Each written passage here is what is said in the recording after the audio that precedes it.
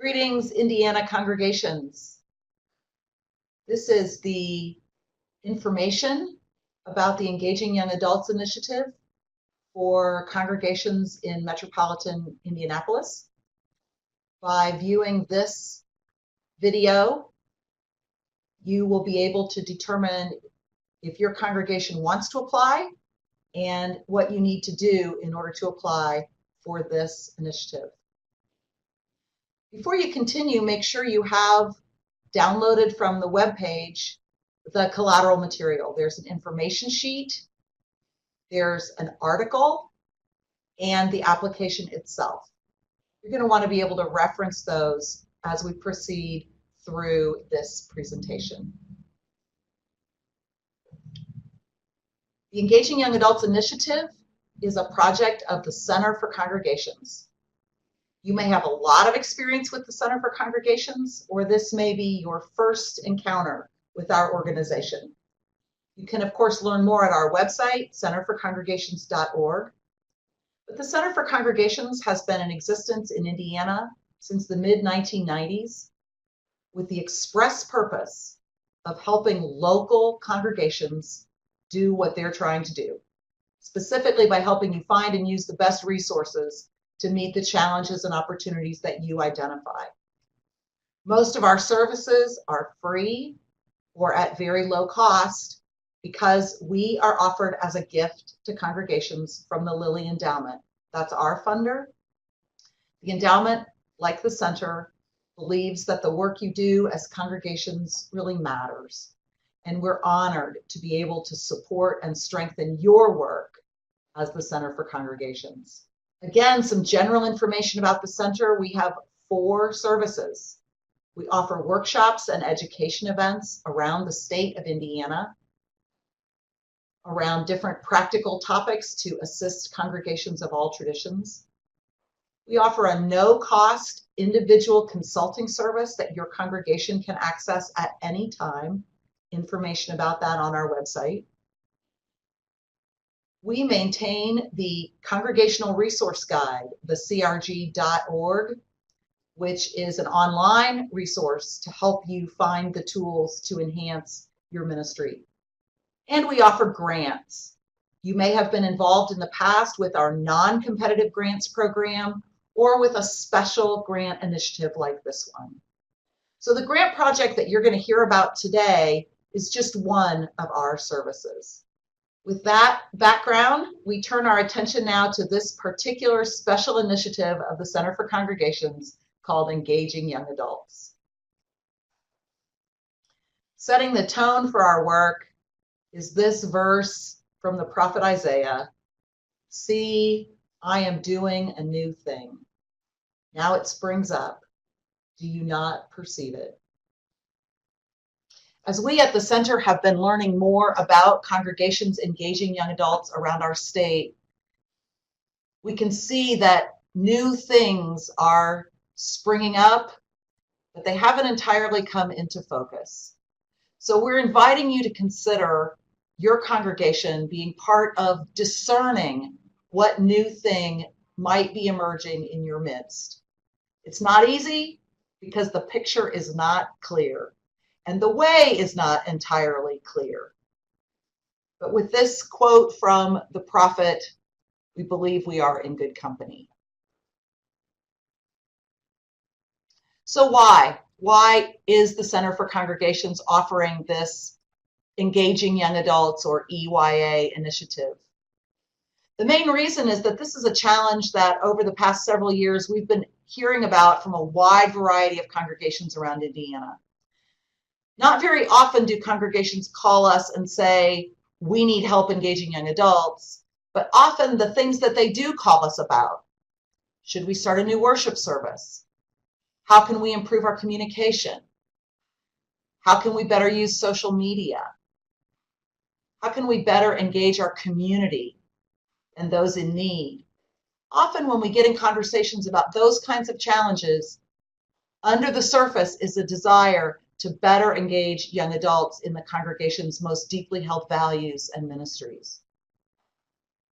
We also know that engaging the current generation of young adults is an enormous challenge. It's a challenge for people in all different kinds of industries. And it's a challenge that doesn't have simple, easily identifiable solutions. There's not a kit you can buy for $999, take it off the shelf and bring it to your congregation that will solve, quote unquote, this challenge. One way of describing a challenge like this is that it's complex. Complex defined as opposed to simple or complicated. I like the description of a simple challenge as being like baking a cake. You follow the steps, you get a cake. A complicated challenge is more like building a rocket ship. It's complicated, but if you follow the steps, you'll get a rocket ship. The kind of challenge that congregations are identifying in this 21st century with this current generation of young adults is a complex challenge, more like raising a child than baking a cake or building a rocket ship. In the language of Ron Heifetz and others, it's also an adaptive as opposed to a technical challenge. With these special challenges also come opportunities. We know that the current generation of young adults, also called millennials, is a large group of people, 80 million people, not homogenous.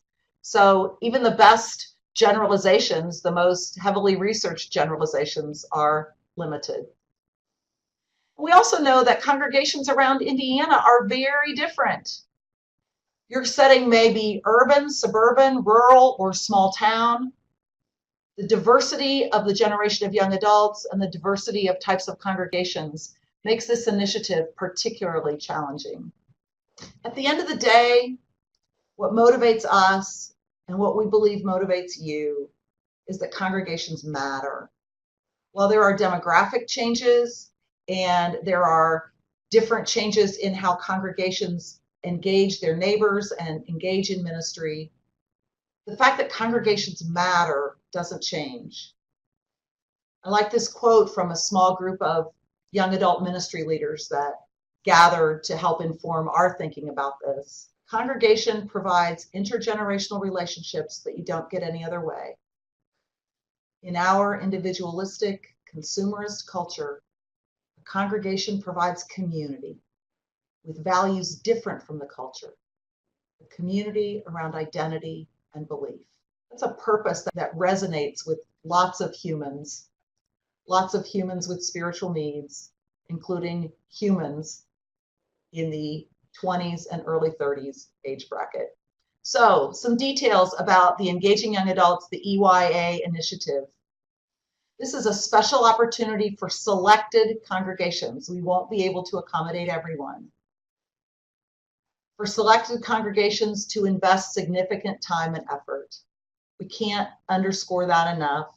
Part of your discernment is whether you have a small group of people or a large group of people in your congregation that's really wanting to invest some time and effort to deepen relationships with young adults, both within and beyond your faith community.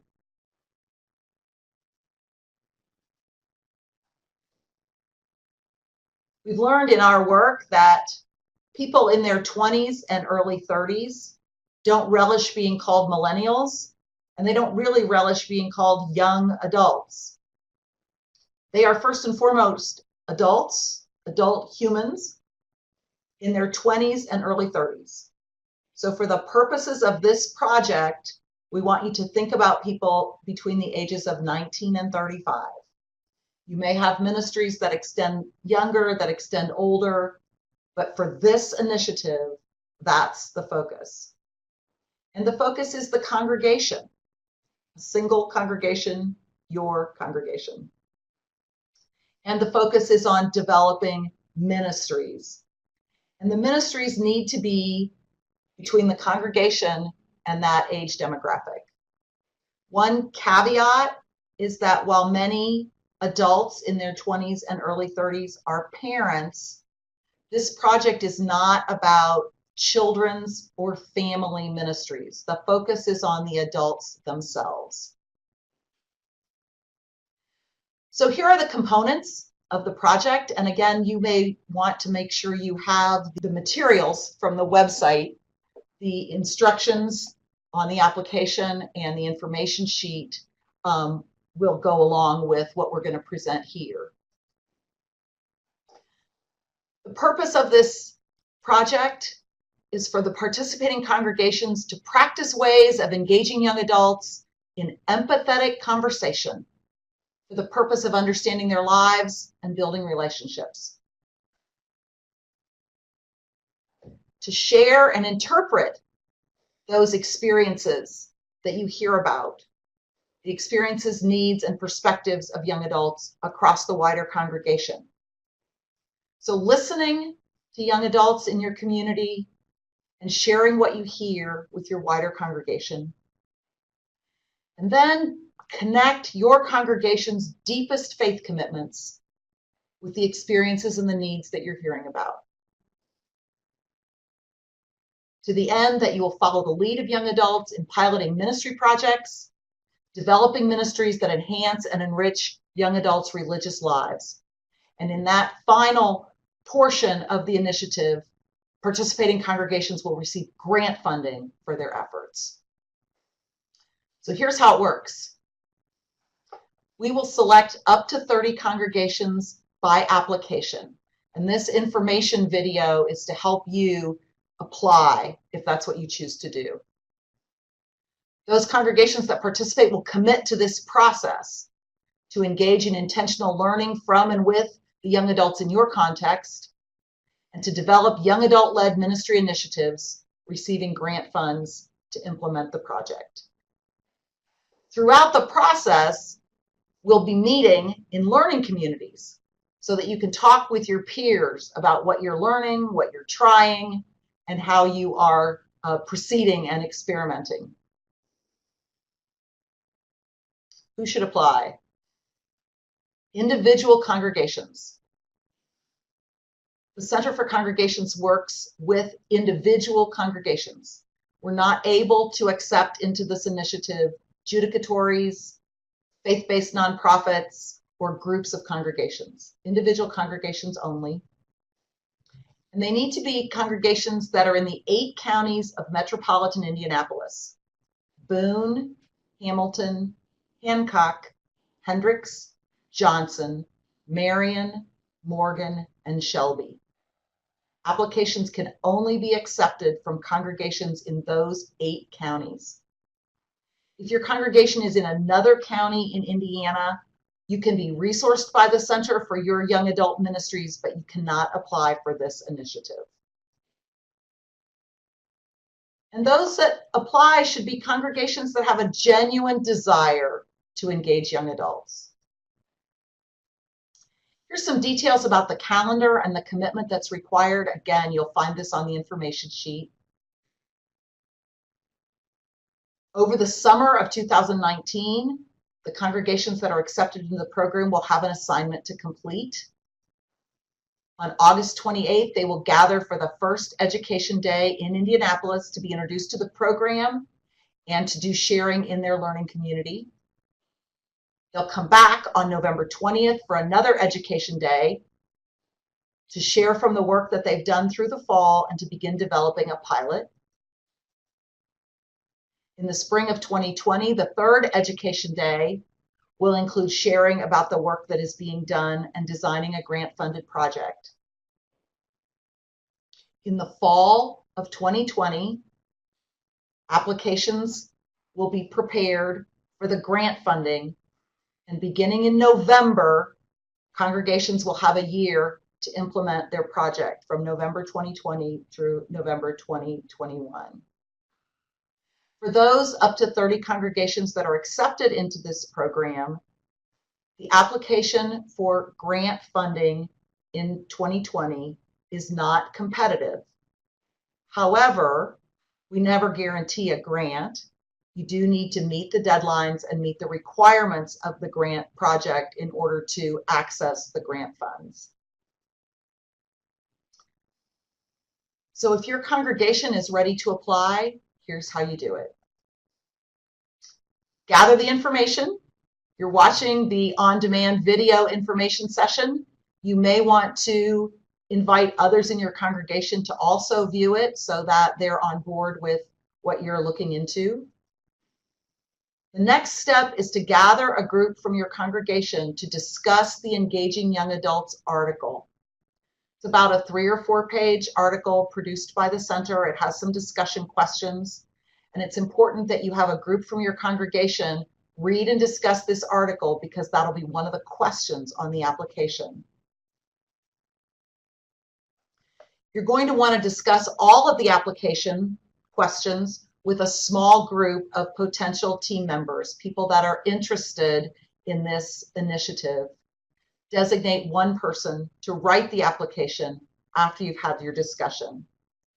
We strongly urge you not to have one person do this without talking with other people.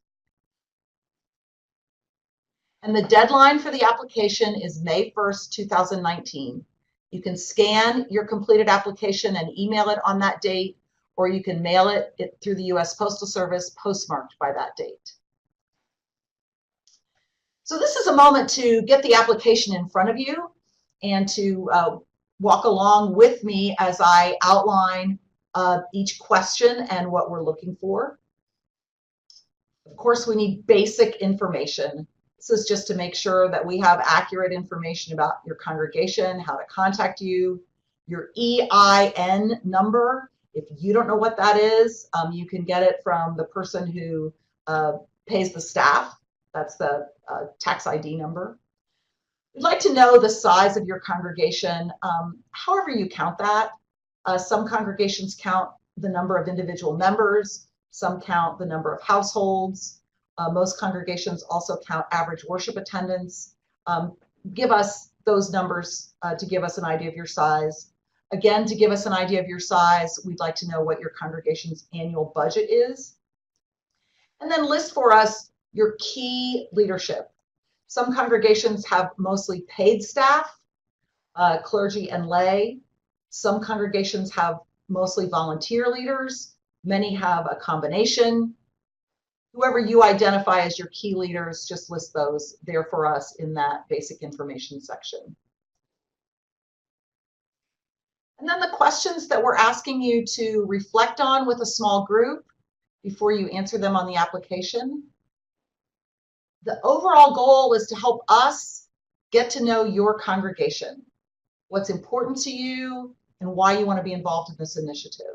So the first question is about your congregation's beliefs. Briefly identify your congregation's core beliefs. If you have a mission statement, you want to share that, that's fine. We're really interested in your congregation's most passionate convictions and beliefs in your own words. And then a short story that illustrates your congregation acting on what you believe. Tell us something that works well in your congregation, some part of your congregation's life that you consider healthy or working well. And then some part of your congregation's life that you wish were healthier or working better.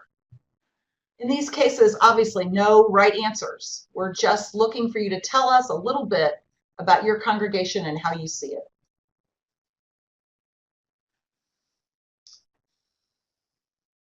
As we consider moving forward into new things, we'd like to hear about a time when your congregation engaged in something new and what you learned from that. The goal of this question is not whether or not the new thing was successful, but mostly for you to think about what did you do, how did you go about it, and how did you evaluate it? So answer these questions. What new thing did you do? How did you decide? How did you introduce or implement the new thing? How did you evaluate how it went? And then, based on that experience, if your congregation were to try another new thing, what strategies do you think would be key? What 2 or 3 things did you learn from the new thing you did before that might help you prepare to do a new thing again? Now we'd like to hear in number 5, why your congregation wants to engage young adults from your wider community. What about engaging young adults' interests or excites your congregation? What do you feel your congregation has to offer young adults? And what challenges and opportunities do you foresee? This is the article that we mentioned, Engaging Young Adults, a resource from the Center for Congregations. Remember that you will have gathered a group to read and discuss that article. And question 6 is where you share your insights from that. First, just tell us who participated in the discussion. We don't need to know their names, just their roles. We had, for example, the senior pastor, 3 board members, and 2 church members who were interested in the initiative, for example. Tell us a little bit about your discussion. What were your key insights? And based on that, what do you think are the most important things that your congregation needs to develop, change, or improve? Next, we want to know a little bit about who might be leading this from your congregation. We want to know who's committed, who wants to see this happen. We ask you for who the person in charge will be, the project leader that will communicate with the center and attend the education events. Who are the other project team members that want to be part of this, some of whom will attend the education events? And then experience has shown that when a congregation is unable to complete or to fully complete an initiative like this, often the problem is that the leader or a key team member suddenly became unavailable. So we're asking you to take just a few minutes to think.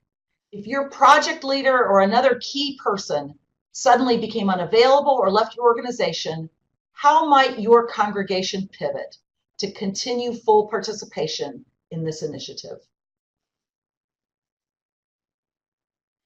If your congregation is selected for the project, you'll be eligible to receive a grant of matching funds. It'll be a non-competitive matching grant of up to $25,000. So thinking ahead, if your congregation is selected, you would need to have matching funds available beginning December 2020. Tell us a little bit about how your congregation might allocate, budget, or raise those matching funds. And beyond the team members that you've identified, what groups or individuals in your congregation would be important to include in that allocating, budgeting, or raising of matching funds? For example, your congregation's finance team, or your congregation's fundraising group, or your governing board. Who are the particular groups or individuals in your congregation that will need to be part of that planning if your congregation is selected? A couple summary questions at the end. Tell us who was involved in deciding to apply and in preparing the application. And tell us, in this process of preparing the application, what did you discover or rediscover about your congregation? Just a short description of your process getting ready to apply. Almost to the end, a little fine print. When your application is complete, you need to print it out, and we need signatures from your senior clergy leader and your senior lay leader. Those signatures indicating that the leadership of your congregation is aware and supportive of your application and of your congregation's full participation if selected. That signed application can be scanned and emailed or postmarked by May 1st, 2019. If your congregation is selected, you will have an agreement to sign, and there'll be a nominal participation fee that you'll submit in June of 2019. And if your congregation is selected in June of 2019, we will be asking you for your congregation's 501c3 documentation.